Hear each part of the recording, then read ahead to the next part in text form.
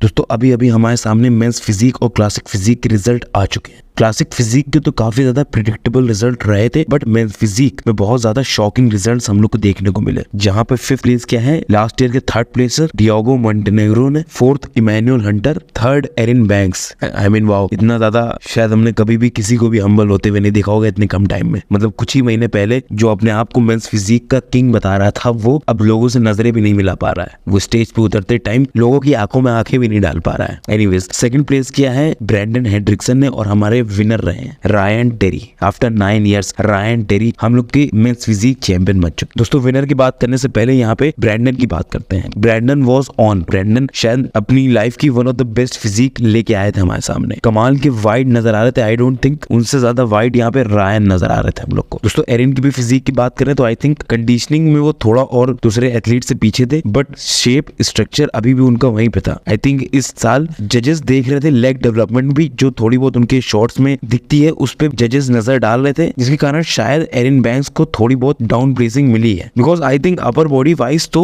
Erin अभी भी phenomenal थे, we can't deny that. Erin back shots में डोमिनेट कर रहे थे। आई थिंक इतने ज्यादा वाइड शायद कोई भी और एथलीट नहीं था जितना एरिन बैक से नजर आ रहे थे। उनकी लोअर लैट्स बिल्कुल उनकी वेस्ट में आके अटैच हो रही थी। वही बात करें ब्रैंडन की तो आई थिंक दोस्तों मस्कुलैरिटी वाइज ब्रैंडन भी ज्यादा बेहतर थे रायन से। ब्रैंडन की इस साल की कमाल के हम लोग को फिजिक देखने को मिली। अच्छा चेस्ट था उनका, शार्प मिड सेक्शन था, और बैक भी उनकी अच्छी लग रही थी। वहीं अगर रायन की बात करें तो आई डोंट थिंक रायन की उस लेवल की बैक थी जितनी 2nd और 3rd प्लेसर की थी, जितनी ब्रैंडन हेंड्रिक्सन और एरिन बैंक्स की थी। एब्स वाइज बहुत ज्यादा शार्प लग रहे थे रायन। शायद इस डिवीजन में one of the best abs हैं रायन के। बट दोस्तों यहाँ पे ऐसे रिजल्ट का कारण क्या है? मोस्ट प्रोबेबली यहाँ पे जजेस पूरी तरीके से जो मेंस फिजिक का स्टैंडर्ड है उसको बदल रहे हैं। शायद यहाँ पे और ज्यादा बैलेंस की तरफ जा रहे हैं जजेस, और कम मस्कुलैरिटी की तरफ जा रहे हैं जजेस। जहाँ पे उन्होंने क्लियरली इस डिसीजन के बाद ये स्टेटमेंट दे दिया कि उनको मोस्ट डेफिनेटली बोर्ड शॉर्ट्स पहने हुए क्लासिक एथलीट्स नहीं चाहिए। उनको एक्चुअल बीच बॉडी देखनी है, और वो बीच बॉडी इस स्टेज पे सबसे बेस्ट प्रेजेंट करने वाले एथलीट थे रायन टेरी। दोस्तों जहां हम लोग को रायन के लिए एक्सट्रीमली हैप्पी महसूस हो रहा है, बिकॉज वो 9 साल इस डिवीजन में अपने आप को डेडिकेट किए हुए थे, और फाइनली 9 साल बाद उनको ऐसा रिजल्ट देखने को मिला। उनको फाइनली 9 साल बाद इस कैटेगरी में सबसे टॉप पे चढ़ने को मिला। बट वहीं कहीं ना कहीं हम लोग को बुरा भी लग रहा है ब्रैंडन के लिए। ब्रैंडन दोस्तों अपनी क्रेजी फिजिक लाए थे, एंड आई थिंक कुछ साल पहले ये फिजिक डोमिनेट करती है इस डिवीजन में। अचानक से जब जजेस ने इस कैटेगरी के स्टैंडर्ड्स चेंज कर दिए, तो इसमें हम एथलीट्स को कुछ भी बुरा नहीं बोल सकते हैं। ब्रैंडन अपनी तरफ से 100% प्रेजेंट किए थे स्टेज पे। बट इन सब के बावजूद मैं बहुत ज्यादा खुश हूँ रायन टेरी के लिए। वो एक अच्छे एम्बेसडर बनेंगे इस कैटेगरी के लिए, इस डिवीजन के लिए, और बहुत ही आगे शायद वो लेके जाएंगे। अगर वापस से वो अपना ऐसा ही पैकेज स्टेज पे लाते रहेंगे तो वो भी इस डिवीजन के जेरेमी बुंडिया बन सकते हैं। इसी से हम लोग दोस्तों जेरेमी की भी बात कर ही लेते हैं। जेरेमी सरप्राइजिंगली टॉप 7 से टॉप 9 के बीच में कहीं प्लेस होंगे,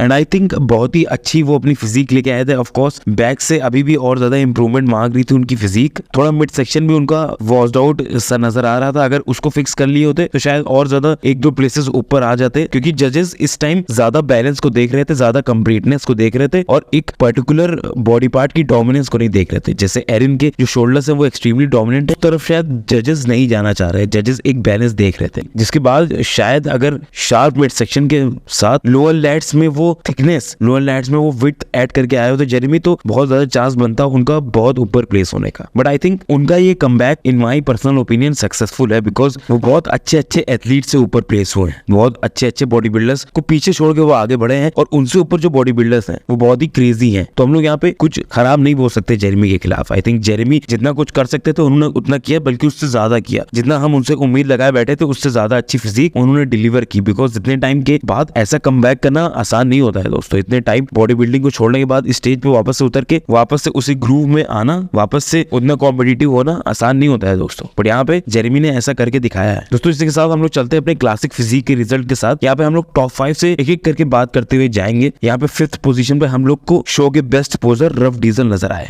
ऑफ कोर्स बहुत ज्यादा लोग रफ को 3rd और और सेकंड में देख रहे थे, बट प्रीवियसली मैंने बोला था कि रफ का कोई चांस नहीं बन रहा है इतना ऊपर प्लेस होने का। आई थिंक उनसे ऊपर वाले एथलीट्स बहुत ज्यादा इंप्रूव किए हैं, जितना कि अर्ज ने इंप्रूवमेंट तो नहीं की अपनी फिजिक में। और मैं उनकी अपडेट्स जब देख रहा था मुझे वो अच्छे खासे कंडीशन लग रहे थे, तो मैंने प्रेडिक्शन में उनको थर्ड पे रखा था। बट आई थिंक स्टेज पे वो उस लेवल की कंडीशनिंग अपनी नहीं प्रेजेंट की। फाइनल्स में थोड़ी बहुत बेहतर वो शार्पनेस लेके आए थे, बट आई थिंक तब तक देर हो चुकी थी। प्री जजिंग के टाइम उन्होंने काफी ज्यादा मिस कर दिया था। प्री जजिंग के टाइम उनको और ज्यादा शार्प और ज्यादा क्रिस्प होके आना चाहिए था, जिसकी वजह से वो वापस से टॉप 4 टॉप 3 तक आ सकते थे। बट अपर बॉडी की सॉफ्टनेस उनको महंगी पड़ी यहाँ पे दोस्तों। और यहाँ पे जो 6 प्लेसर है माइकल द बुल, अगर वो बेहतर पोजिंग करते या थोड़ी बहुत अच्छी पोजिंग करते जैसी वो करते हैं, मैं ये नहीं बोल रहा हूँ कि उन्होंने इंप्रूवमेंट नहीं किया अपनी लास्ट ईयर की पोजिंग से, तो ज्यादा इंप्रूव इस साल उन्होंने पोजिंग दिखाई है, बट अभी भी वो बात नहीं है उनकी पोजिंग में, अभी भी बहुत ज्यादा शेक कर रहे थे वो। अगर वो और बेहतर पोजिंग करते, मतलब तकरीबन रमोनी की तरफ पोजिंग कर लिए होते, तो शायद वो यहाँ पे रफ की जगह ले लेते। रफ ने मुझे पर्सनली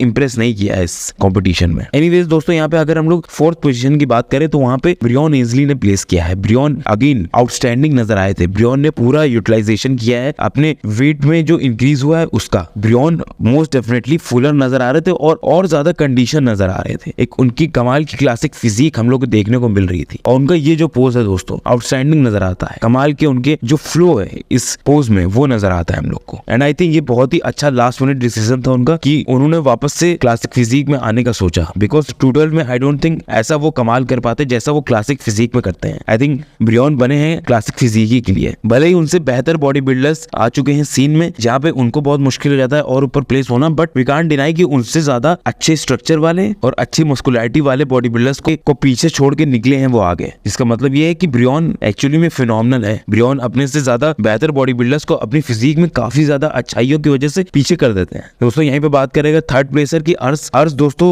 डेफिनेटली बहुत ज्यादा इंप्रूव लास्ट ईयर के कंपैरिजन में होके आए थे। अच्छी खासी उनकी फिजिक में हम लोग को थिकनेस एडेड नजर आ रही थी। पोजिंग तो दोस्तों वो फिनोमिनल करते ही है, और ये फाइनल्स के टाइम उन्होंने काफी ज्यादा एक इंटरैक्टिव और मजेदार सा एक अपना रूटीन प्रेजेंट किया था, जहाँ पे उनको जे कटलर कॉल करते हैं, उसके बाद ब्रेक डाउन करने लगते हैं। वो it just goes to show कि एक ट्रू एंटरटेनर है अर्ज कल्सिस की। एनीवेज यहाँ पे हम लोग टॉप 2 की बात कर लेते हैं दोस्तों। 2nd प्लेस किया है रमोन डिनो ने, और रमोन दोस्तों लास्ट ईयर से काफी ज्यादा और बेहतर होके आए थे। जितनी ज्यादा हम लोग को उनकी फिजिक में इंप्रूवमेंट चाहिए थे, उतनी क्या उनसे ज्यादा ही इंप्रूवमेंट वो करके आए थे। जैसा हमने सोचा था उससे बहुत ज्यादा बेटर पैकेज लेके आए थे। और दोस्तों ये चीज अच्छी है इन माय पर्सनल ओपिनियन कि उन्होंने अपनी फिजिक शो नहीं की, बिकॉज अगर हम लोग उनकी फिजिक देख लेते तो शायद हम लोग उनसे ज्यादा की उम्मीद करने लगते। बट यहाँ पे हम लोग की उम्मीदों को थोड़ा कम करके उन्होंने मोस्ट डेफिनेटली हमको एक शॉक वैल्यू के साथ प्रोवाइड किया था अपनी इस कमाल की फिजिक के साथ। और दोस्तों सीबम के रिटायरमेंट के बाद तो मैं रमोन को ही इस डिवीजन में डोमिनेट करता हुआ देख रहा हूँ। दोस्तों अब बात कर लेते हैं चैंपियन की। काफी ज्यादा लोग मेरी प्री जजिंग की वीडियो के बाद मुझको बोल रहे थे कि मुझे कुछ नहीं आता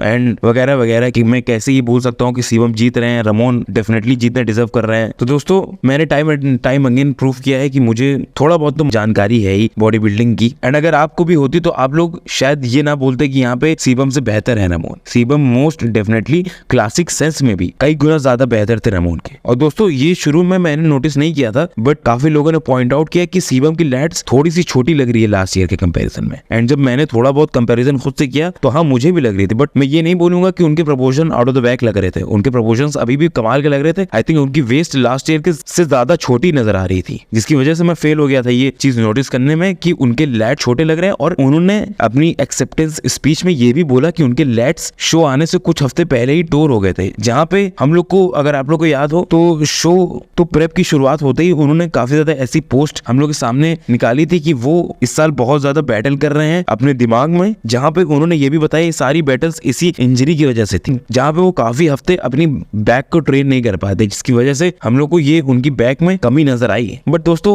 शायद किसी ने भी ये कमी नोटिस नहीं की। आई थिंक किसी ने भी उनकी ये कमी महसूस नहीं की। दोस्तों लास्ट ईयर उनकी बाइसेप टीयर हुई थी और बाइसेप इस साल उनकी बहुत ज्यादा बेहतर नजर आई थी। आई थिंक उनके बाइसेप भी इंप्रूव हुई है। आई थिंक हर एक बॉडी पार्ट में सीबम ने लास्ट ईयर के कंपैरिजन में ज्यादा इंप्रूवमेंट की और इस साल सीबम अपने ऑल टाइम बेस्ट पे आए थे। दोस्तों ये बात भी बोलनी पड़ेगी, अगर रमोन 2 से 3 साल पहले अपनी यही सिमिलर फिजिक लेके आते तो सीबम से वो ज्यादा ऊपर प्लेस होते, सीबम को वो हरा देते। इतना ज्यादा इंप्रूव किया उन्होंने 1 साल में। और दोस्तों इट इज क्लियर कि सीबम डेफिनेटली ये टाइटल डिजर्व करते थे, लेकिन अब देखना ये होगा कि कितना ज्यादा और आगे सीबम बढ़ सकते हैं, कितना ज्यादा अपनी बॉडी को और ज्यादा वो पुश कर सकते हैं, बिकॉज अब उनकी बॉडी उनका साथ देती हुई नहीं नजर आ रही है। अब उनकी बॉडी कहीं ना कहीं थकने लगी है, कहीं ना कहीं उनका साथ छोड़ने लगी है, क्योंकि हमारे दिमाग में ये बहुत बड़ा सवाल उठाता है कि क्या शिवम और आगे अपनी बॉडी को पुश करेंगे, क्या शिवम और बड़ा खतरा उठाने के लिए तैयार है। इन सब के जवाब हम लोग को जल्द ही मिलेंगे। इसके लिए आप लोग ये चैनल सब्सक्राइब कर दीजिएगा और मैं आप लोग को अपडेट कर दूंगा। इसी के साथ दोस्तों ये वीडियो हम लोग खत्म करते हैं। अगर आप लोग को वीडियो अच्छी लगी हो तो लाइक कर दीजिए, सब्सक्राइब कर दीजिए काफिला हिंदी चैनल को, बेल आइकन दबा दीजिए। चलिए आपसे अगली वीडियो में मिलते हैं, तब तक के लिए बाय।